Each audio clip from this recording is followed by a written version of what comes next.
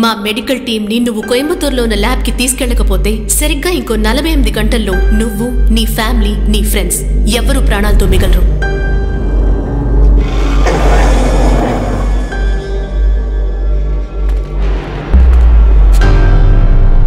ఊటీకి వచ్చే అన్ని రూట్స్ ని బ్లాక్ చేయండి. ఎవరు లోపలికి రాకూడదు, ఎవరు బయటికి వెళ్ళకూడదు.